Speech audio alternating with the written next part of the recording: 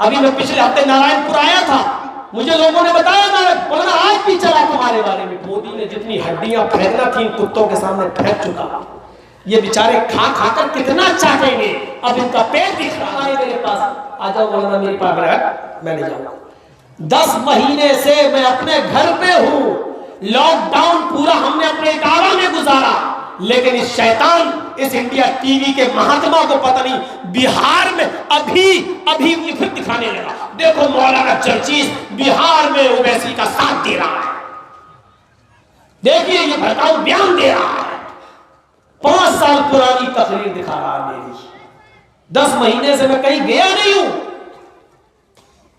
اور بہار کا چناؤ میں میرا ابھی دکھا رہا ہے، ابھی میں پچھلے ہفتے نارائن پور آیا تھا، مجھے لوگوں نے بتایا مولانا آج بھی چلا تمہارے بارے میں ٹی وی، میں نے کہا کیا؟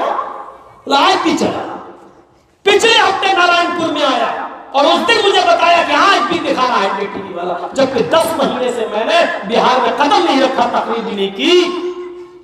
اس کو کہتے ہیں اونٹ رے اونٹ تیری کون سی کلسی تھی، ان کے پاس کچھ رہ نہیں گیا پرچار کے لیے، مودی نے جتنی ہڈیاں پھینکنا تھی کتوں کے سامنے پھینک چکا، یہ بیچارے کھا کھا کر کتنا چاٹیں گے، اب ان کا پیٹ بھی خراب ہو چکا ہے،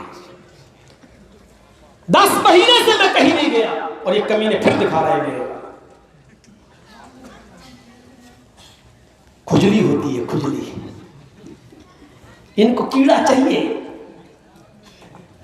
کہتے ہیں نا آدمی کو ان کی جب وہ شرمگاہ میں کھجلی ہوتی ہے، یہ بغیر کھجلائے رہ نہیں سکتے، ان کو چھیڑنے کی عادت ہو چکی ہے، ان کو چھیڑنے کی، ان کو معلوم ہے کہ ہمارے اوپر کوئی کیس ہو ہی نہیں سکتا کیونکہ میرا باپ بیٹھا ہوا ہے میرے ساتھ، اس کو معلوم ہے کہ کچھ نہیں ہو سکتا ہے، لیکن یہ نہیں معلوم کہ تخت و تاج کے مالکوں کو تخت دار پہ لٹکنے میں دیر نہیں لگی، ایسا ہی گھمنڈ کبھی کسی دور میں صدام کو بھی ہوا کرتا تھا، کبھی اس نے سوچا تھا کہ ہم کو اتنی بری طریقے سے پکڑا جائے گا کہ بنکروں کے اندر سے ہم چھپے ہوئے ملیں گے، اور اتنی بری طریقے سے ہم کو پھانسی کے پھندے پہ لٹکایا جائے گا کہ ہمارے چہرے پر کالا نقاب بھی نہیں ڈالا جائے گا۔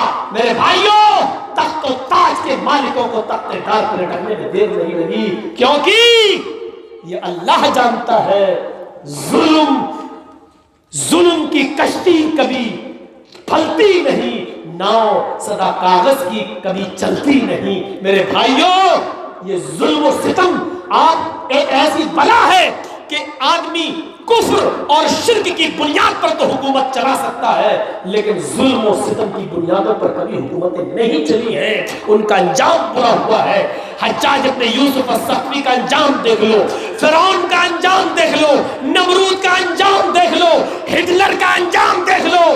تاریخ کے اوراق پڑھو، اے بی جے پی والوں، تاریخ کے اوراق پڑھو، اتہاس پڑھو اور ان سے عبرت حاصل کرو، شاید ماضی کے اور پاسٹ کے ان واقعات سے تم اپنے آقا کو بھی سمجھا سکو اور اس کو بھی سیدھے راستے پر لا سکو۔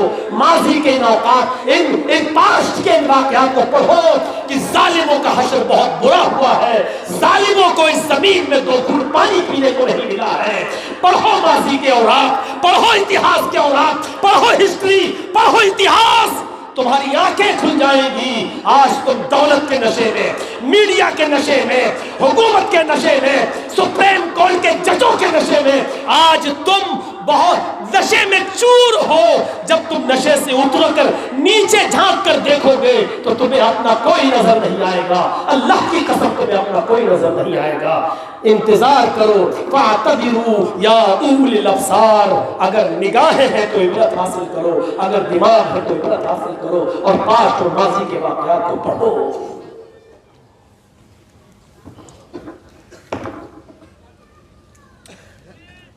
والذین هم عن اللغو معرضون والذین هم للزکاة فاعلون والذین هم لفروجهم حافظون، اپنی شرمگاہوں کی حفاظت کرنے والے، ایک تو کپڑا ڈھنکا ہو، ڈھیلا ڈالا ہو، سطر نہ دکھائی دیتا ہو، اور دوسرا شرمگاہ کا حفاظت کا ایک مطلب یہ ہوا کہ اللہ تعالیٰ نے اس شرمگاہ کو صرف مرد کو اس کی بیوی کے ساتھ اور بیوی کو اپنے ہسبینڈ اپنے شوہر کے ساتھ ایک دوسرے کے ساتھ استعمال کرنے کی اجازت دی ہے. اس کے علاوہ لونڈی کا ذکر ابھی نہ کروں تو بہتر ہے کیونکہ آج کے اس دور میں چلتی نہیں ہے اور رواج ختم ہو چکا ہے. کیسے کیسے ہمارے بزرگ گزرے ہیں، بچتے تھے. اللہ کے نبی صلی اللہ علیہ وسلم نے فرمایا قیامت کے دن جب کوئی سایہ نہ ہوگا، سبعۃ یظلھم اللہ فی ظلہ یوم لا ظل الا ظلہ، امام عادل وشاب نشأ فی عبادۃ اللہ ورجل قلبه معلق فی المساجد ورجلان تحابا فی اللہ اجتمع علیہ وتفرقا علیہ ورجل طلبته امرأة ذات منصب وجمال فقال انی اخاف اللہ. وہ 3-4 چیزیں تو ہم بتا نہیں پائیں گے، اتنی لمبی ہم بحث میں نہیں جانا چاہتے. 7 قسم کے لوگ ایسے ہیں قیامت کے دن جن کو اللہ کے عرش کا سایہ ملے گا. اس دن اللہ کے عرش کے سائے کے علاوہ کوئی سایہ نہ ہوگا. سورج صرف 1 میل کے فاصلے پر ہوگا. انسان اپنے عملوں کے مطابق پسینے میں ڈوبا ہوا ہوگا. کوئی ٹخنے کے برابر، کوئی پنڈلی کے برابر، کوئی گھٹنے کے برابر، کوئی کمر کے برابر، کوئی کاندھے کے برابر، اور کوئی پسینے میں ڈبکیاں مار رہا ہوگا. ایسے موقع پر صرف 7 قسم کے لوگ عرش الہی کے سائے میں ہوں گے، ان کے علاوہ کوئی سایہ نہ ہوگا. وہ کون ہوں گے؟ امام عادل، عدل و انصاف کرنے والے لوگ. وشاب نشأ فی عبادت ربہ، وہ نوجوان جو اپنے رب کی عبادت میں لگا ہوا ہے، نوجوانی میں اللہ کی عبادت کرتا ہے. وَرَجُلٌ قَلْبُهُ مُعَلَّقٌ فِي الْمَسَاجِدِ، وہ مرد و آدمی جو ایک نماز پڑھ کے آیا اور اس کا دل دوسری نماز میں لٹکا ہوا ہے، دوسری پڑھ کے آیا تیسری نماز کے لیے اس کا دل مسجد میں لگا ہوا ہے. جس کا دل و دماغ مسجد میں لٹکا ہوا ہے وہ عرش کے سائے میں ہوگا. وَرَجُلَانِ تَحَابَّا فِي اللَّهِ اجْتَمَعَ عَلَيْهِ وَتَفَرَّقَا عَلَيْهِ، اور وہ انسان اللہ کے عرش کے سائے میں ہوگا جس نے کسی بھی مرد سے محبت کی ہوگی تو اللہ کے لیے، اور اگر اس نے دشمنی کی ہوگی تو اللہ کے لیے. اس کی محبت و دشمنی اپنی ذات کے مفاد کے لیے نہیں ہوگی بلکہ اللہ کے لیے ہوگی. کسی سے دشمن تھا تو اللہ کے لیے، اور کسی کا دوست تھا تو اللہ کے لیے. 4 اور 5واں چیز جو ہمیں ہمارے موضوع سے ٹچ ہے، رجل طلبتہ اور دعتہ، دونوں روایتیں آئی ہیں. ورجل طلبتہ امرأۃ ذات منصب و جمال، 5واں وہ آدمی اللہ کے عرش کے سائے میں ہوگا جس کو کسی خوبصورت لڑکی نے، کسی خوبصورت عورت نے کسی برے کام کے لیے بلایا. آ جاؤ، فون کر کے بولا آ جاؤ، ممی نہیں ہے، آ جاؤ پاپا نہیں ہے، آ جاؤ کوئی نہیں ہے، سب دوا لینے گئے ہیں، آ جاؤ جلسہ ہو رہا ہے، ہم جلسے میں جائیں گے تو ہم سے فلاں کھیت میں مل لینا. یہ چل رہا ہے میرے ساتھ. پاکڑ کے علاقے میں ہم کو دیکھنے کو ایسا ملا، اس لیے بول رہا ہوں، ذاتی مشاہدات ہے. وہ سنایا تھا نا وہ موبائل والا واقعہ، وہ جو چوم رہا تھا ایسے موبائل کو کر رہا تھا، یہی کہیں سنایا تھا میں نے، کہیں اللہ بہتر جانے. بتائیے کتنے بڑے بیوقوف ڈبہ چومتے ہیں.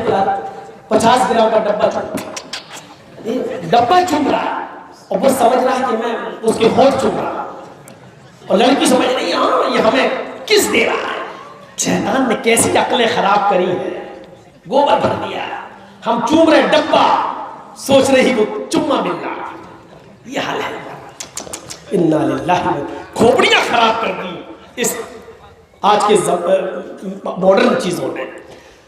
رجل طلبتہ امرأۃ ذات منصب و جمال، بہت خوبصورت حسین و جمیل عورت نے کسی کو بلایا، آ جاؤ کوئی نہیں ہے، برے کام کے لیے بلایا۔ اس نوجوان لڑکے کے پاس اکیلے میں ملنے کے سارے راستے موجود تھے، ماں باپ کی نظروں سے دور، اکیلے اور تنہائی میں لڑکی کے پاس پہنچ بھی گیا۔ لیکن جب دونوں برے کام کے لیے تیار ہوئے، اسی وقت لڑکے نے دھکا دیا، ہٹ چل، انی اخاف اللہ، میں یہ غلط کام نہیں کر سکتا، میں اللہ سے ڈرتا ہوں۔ جو اللہ کے ڈر سے اس برے کام سے رک گیا، وہ نوجوان بھی اللہ کے عرش کے سائے میں ہوگا۔ ایسے موقع پر کسی کو چھوڑ پانا بہت مشکل ہے۔ شکار ہاتھ آ گیا ہے تو کون جانے دے گا؟ کیس بعد میں دیکھ لیں گے، پولیس بعد میں دیکھ لیں گے، وہ بھوت اس وقت شیطان ایسا سوار ہوتا، اب تو آ کے کر چل، جب وہ تیار تو کیوں پیچھے ہٹ رہا ہے؟ یہ